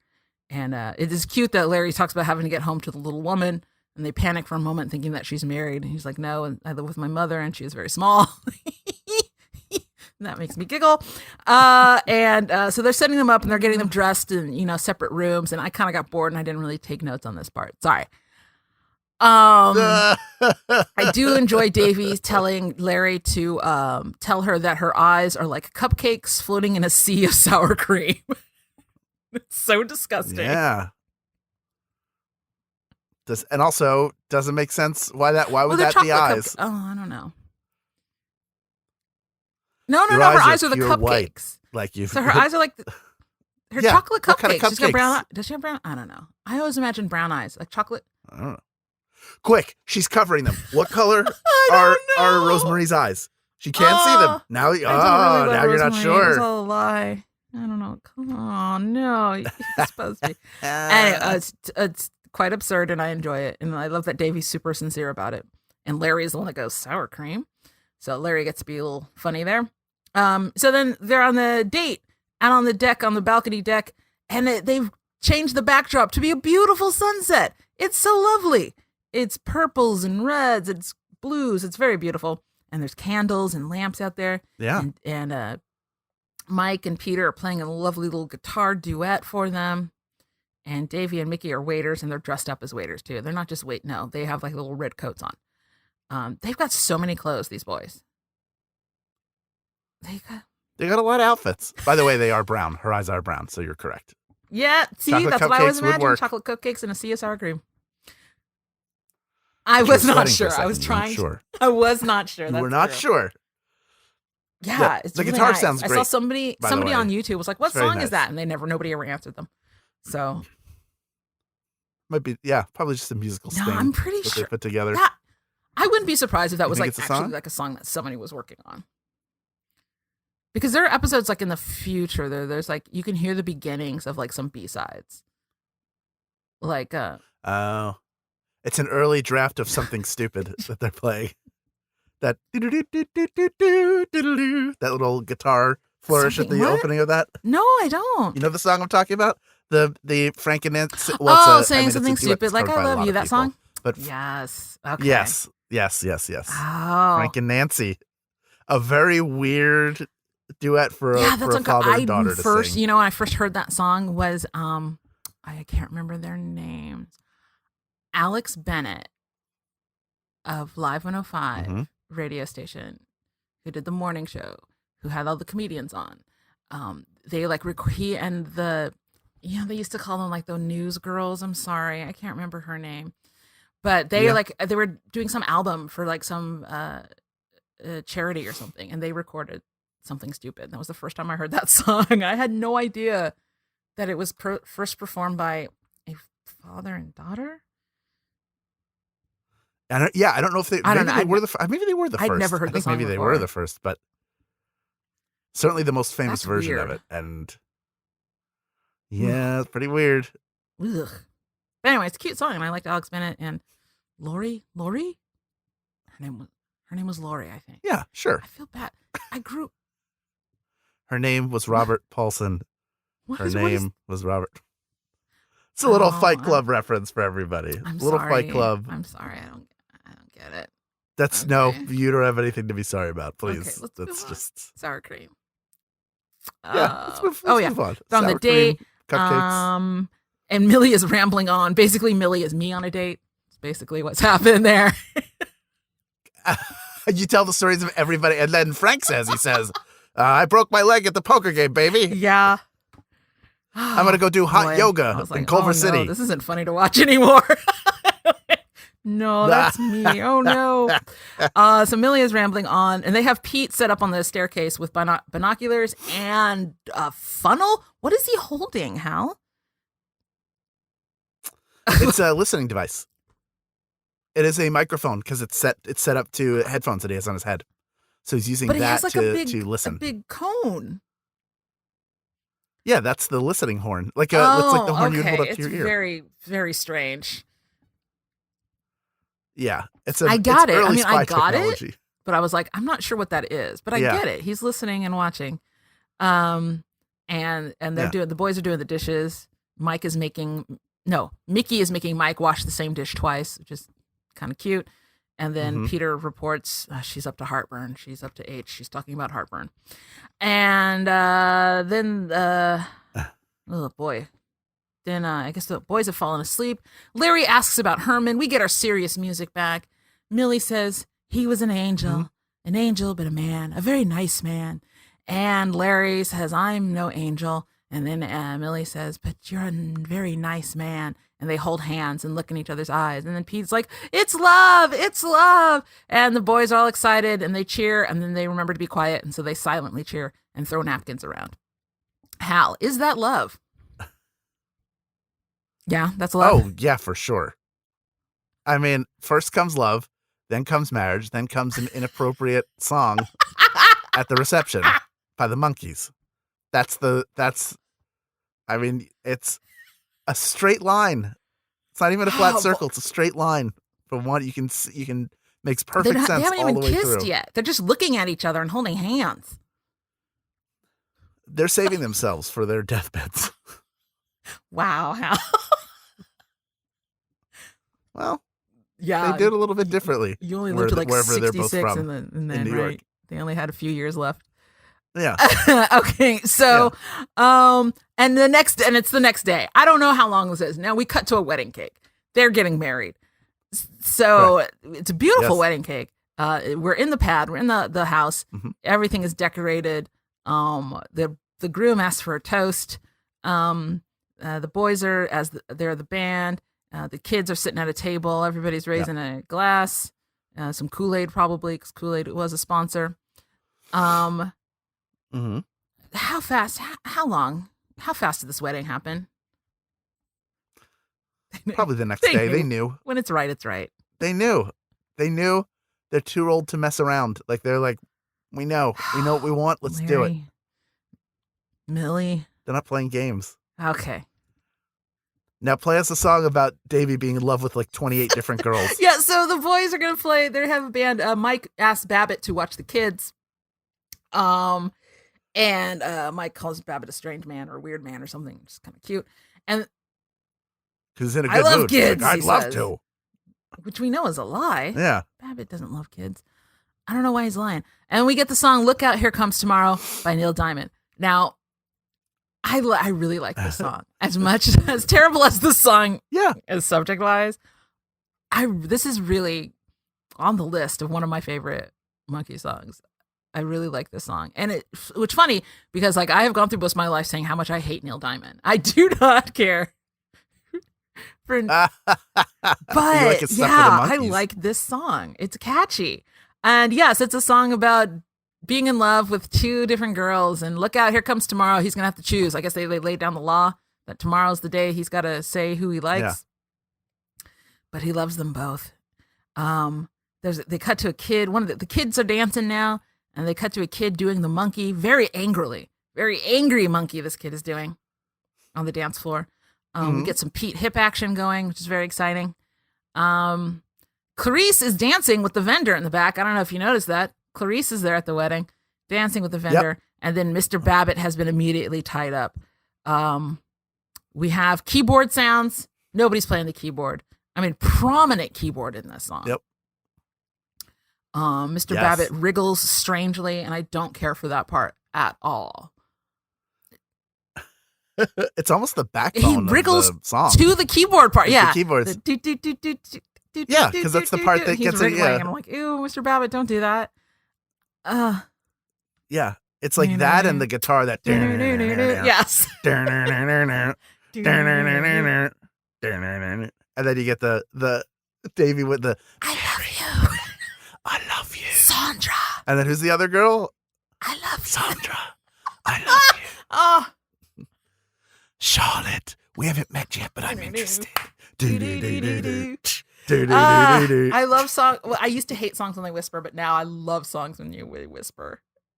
It's so funny to me. It's so funny, the whispering. Just like sincere talking in the middle of a song, sincere whispering. ABBA does that sometimes. I don't know. There's like some weird whispering in ABBA songs that crack me up. Okay. So, and then Peter is clapping to the clap part. And then he ends up like, and then Mike kind of sees him doing it. And then Mike kind of like puts his hand up and Peter misses it at first. And then they finally get to do some claps, cross guitar claps to the song. And then we see Millie and Larry kiss. And then we cut back to Mike and Peter missing on one of their cross guitar claps. And I believe, and you would think that's the end of the episode. You're like, oh, yay. And I think, oh, good, we're done. Yeah. No, there's one more joke coming. So Millie is getting into Larry's truck and she says, Mickey, make sure you wear that sweater because she keeps calling Mike Mickey, which is funny. And he's wearing the sweater, everybody. He's wearing Millie's sweater, which is very sweet. Tells Peter not to get overheated playing ping pong by himself. Pete, what are you doing? And they're like, oh, we'll miss you. She's like, oh, you should call. Oh, no, I'll just come by because I'm moving 2 doors up the block. So they've got all this stuff in a truck to go 2 doors up the block. 2 doors up. Larry's exhausted already. Larry's already having like 8 thoughts about this. Because marriage. Then Larry comes out with the chair and turns to Davey and says, cupcakes floating in a sea of sour cream, huh? And then that's the end of the episode. I feel like I cannot remember the actor's name who plays oh my gosh, on the Marvelous Mrs. Maisel, plays the elder Mrs. Maisel, plays Kevin Pollak's wife. It feels like she's almost doing a Rosemary for her character. Okay, I'm sorry. Check it out. Is a weird caricature of Jewish people, which is for me feels very familiar because they're all the like growing up Jewish in the late 70s, early like into the 80s. I met a lot of these characters when they were older, so they're very familiar to me. But it also has the feel of a musical to it. Okay, thank you. That's my pitch. That's my pitch for Marvelous Mrs. Maisel. Anyway, yeah, he's already done. I'm like, Larry, you really liked her. You came back for more cheesecake. Don't act like Davey talked you into this. Yeah. Also, why are you tired carrying furniture? Right. That's literally your job. You should be the best at it. What are you mad at, Larry? What are you mad at? You did this to yourself. Nobody tricked you. He didn't tell his mother he was getting married. Oh, yeah, where is she? Wasn't there. Yeah, they should have. They should have cut Wait to a till little he tells tiny her. woman. That would have been really. Come at the back wedding, a here. little tiny woman dancing. That would have been cute. Larry, baby, you didn't tell me. I crashed the wedding. Poor little woman. And then okay. Yeah, then that's our episode. Somebody online noted that this was one of the few episodes that took place entirely in the pad. Like there was no bottle episode. Yes. Nothing anywhere else. Bottle-ish. You're all in the pad. It's kind of strange. Not a lot of Monkees episodes actually did that. Yeah. No, they're almost always out and about, unlike whatever other Right. sets are Granted, it would be available. the same dining room that you've seen before, but we'll cut to that dining room, Mhm. or we'll cut to the fountain at what ranch was that? Was it the Warner's Ranch? Yeah, this time Right. it's a Dutch angle, Oh, no. so it looks different. Oh, so that was the episode, Monkee Mother. Ugh. What do you think, Hal? I loved it too. Loved it. It's great. It has all the fun episodes of a Monkee episode. Both songs are bangers, and it has a surprising amount of heart. Right. Plus Who could ask for Rosemary. anything more, right? You got Rosemary. You got Clarice. You got Look Out, Here Comes Tomorrow. You got cupcakes. No, you got cheesecake. Yes, Got a you got a popcorn peanut vendor. vendor. Any episode with a vendor is good. Inflatable dolphin, everything you need. So did you now I think we have to eliminate Rosemary from eligibility for your favorite non-monkey character, because of course What? your favorite non-monkey character in this Ugh. episode is going to be Rosemary. That goes without saying. I don't think it's don't you think?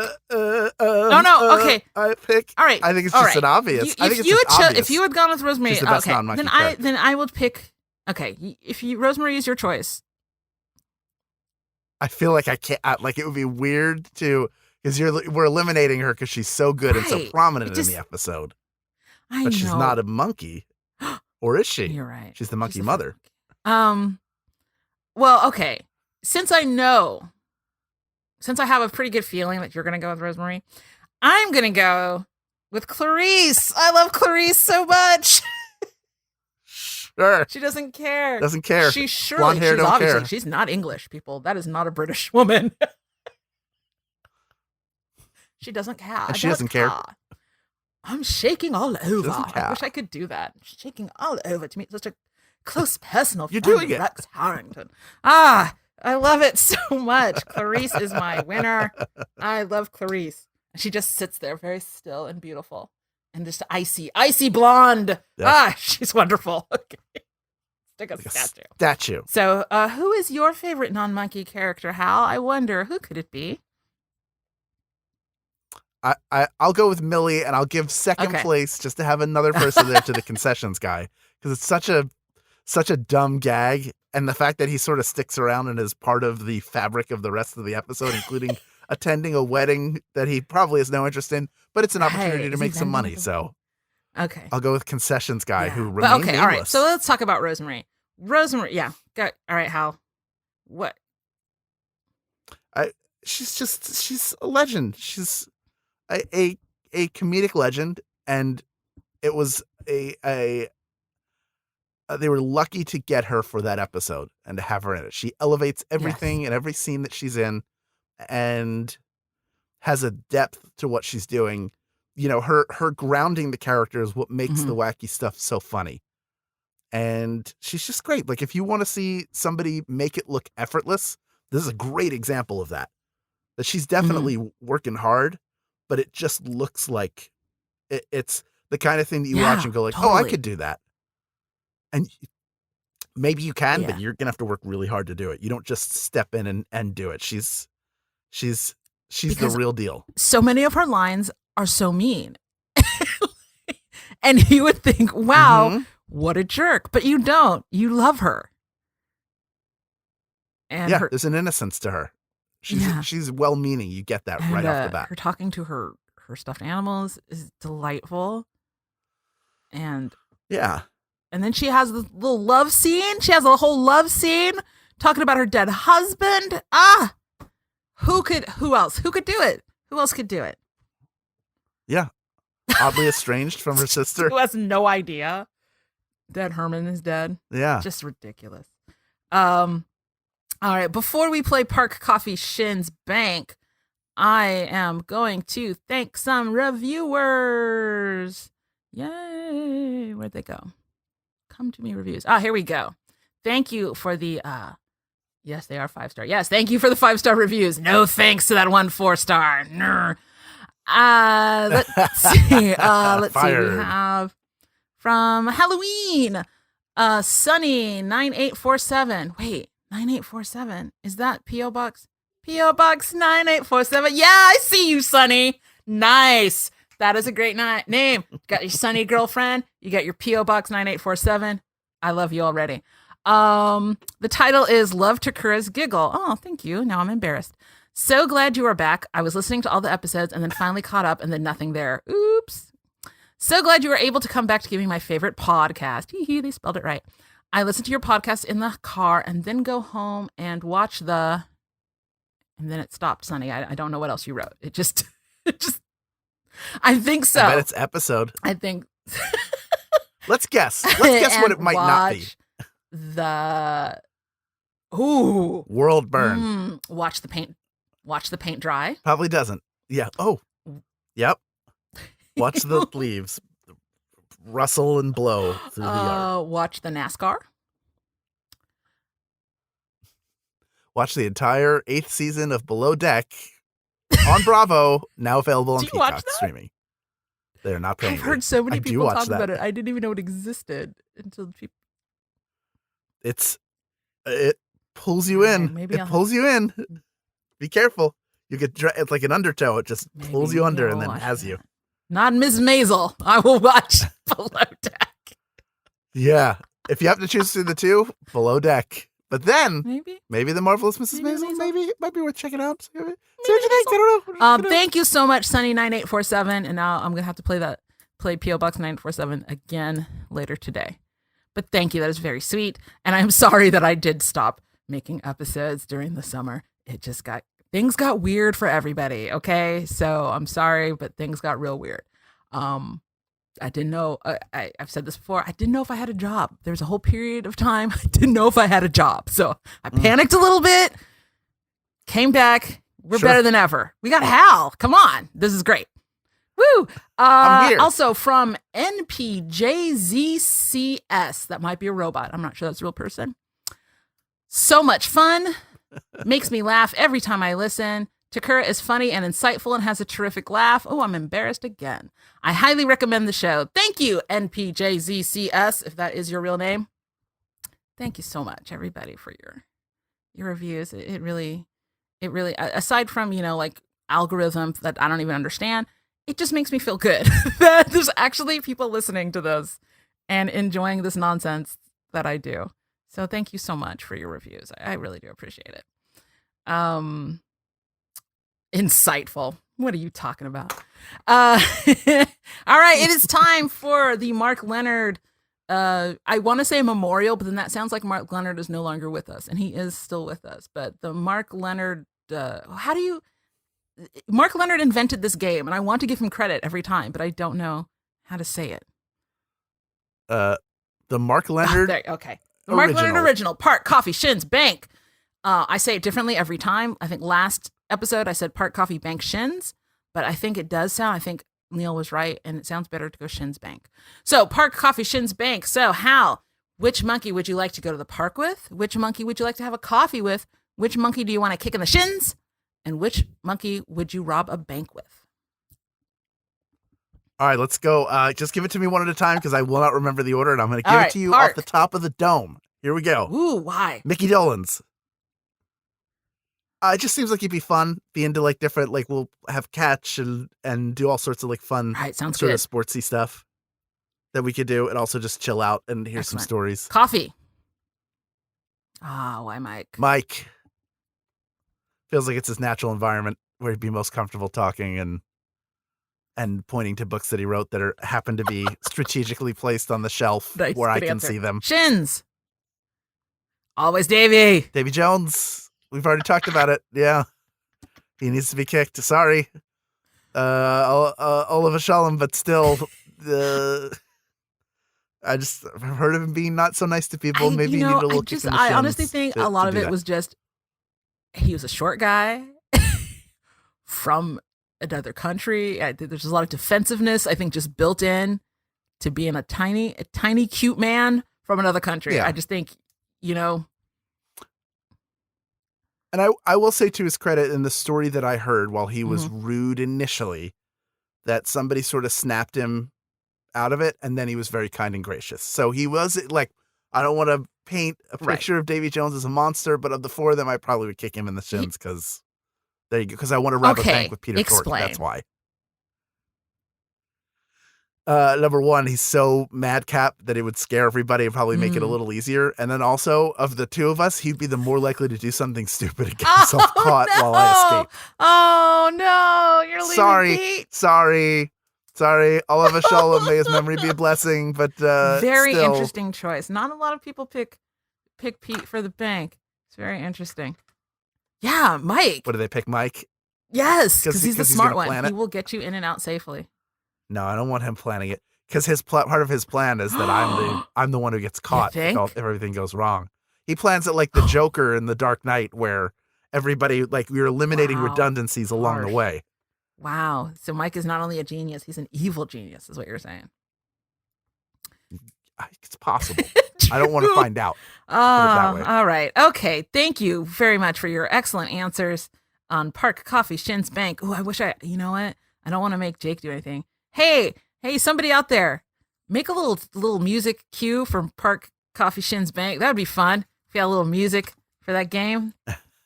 That'd be neat. All right. Yeah. I think we did everything. How do people, well, you're everywhere, clearly. But like if people wanted to, send you a little like happy fan message, where would they do that? You can find me on Twitter at Hal Lublin, HALLUBLIN. Woo-hoo. That's my name. Don't wear it out. And come say hi to me there. That's generally where I'm talking about stuff that I'm doing. I have a website with my name in it, but it needs to be updated. That's how I reached you. Reached you? That's right. Yeah. Yes. Yeah, that is how you reached me. Drew Davenport. Good old Drew. The great Drew Davenport. Can I tell you, I probably told this story when Drew was on, actually. But like one of my fondest memories of Drew Davenport was like before I even really knew who he was, I just knew, it's Drew Davenport, who's the super fan of the McElroy brothers, right? And he was this giant tall guy. He was walking down the halls at the LA Podcast Festival. Might have been the first second, third LA Podcast Festival. I don't know. And I was like, I'm going to do a bit with Drew Davenport because I'm a professional comedian. I do bits. I don't know what I was thinking. But every time he walked by, I just went, Drew Davenport, and put up my hand for a high five. And that was my thing all weekend. Drew Davenport. And it just, I don't know, just something satisfying about high fiving a really tall guy. I think, that was just, That's a acknowledgement. It was Drew Davenport. Everybody knows who Drew Davenport is. Come on, he had a character named after him. Yeah. What a good guy. In a Balance? That was Balance, right? Did I find something that Hal doesn't know something about? Hold on. Let me text the McElroys and find out. I see. All right.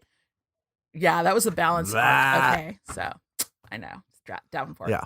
Anyway, okay. That's gonna do it, I think, for us. Anything you want to promote, Mr. Hal Lublin?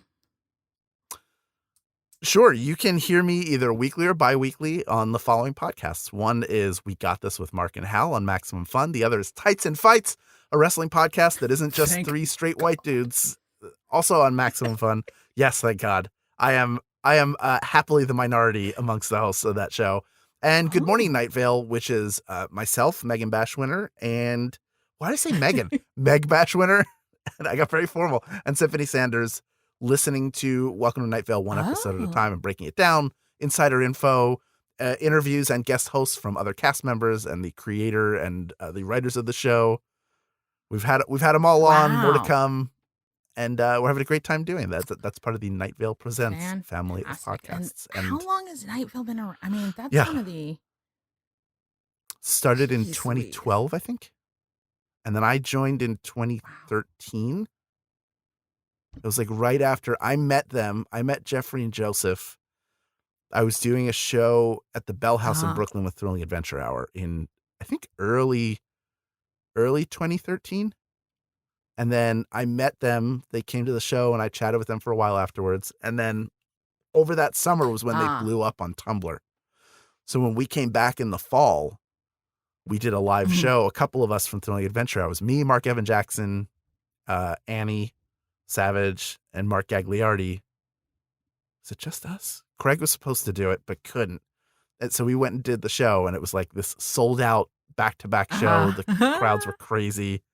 That was unreal. And then I went to them, and that was the first time I played Steve Carlsberg, and I told them after the show, you can't have anybody else do this. It has to be me forever, please. And now here I am, 8 years later, still doing it. I just recorded a Steve Carlsberg bit recently. So exciting. Podcasts, they're forever. Well, they're not forever, but some of them are forever. They're mostly true. forever. They're digital. You can find them. Digitally forever. But yeah. Oh, that's right. Target just sent me an alert, everybody. Target. What's going on? What's Disney, on sale? Apple, Quip, toothbrushes, TVs, and more. I gotta go. Ooh. Wilma! Skin the saber tooth. We're going to Target. All right, we're gonna end it there. Bye, everybody. Bye. Let's talk about it. Jake Lloyd Bacon here to tell you about my podcast, Elaborate, in which talking about it is exactly what we do. Listen, it's not super high concept. It's a talk show. I sit down with artists, actors, comics, and more, and I just try to connect. I try to explore the human condition, figure out why we are who we are, and how the hell we got here. It's a conversation. It's an interview. It's not exactly therapy, but it is often very therapeutic. So check it out. You might get something out of it. It's called Elaborate, and you can find it at elaboratepod.com or wherever you listen to podcasts.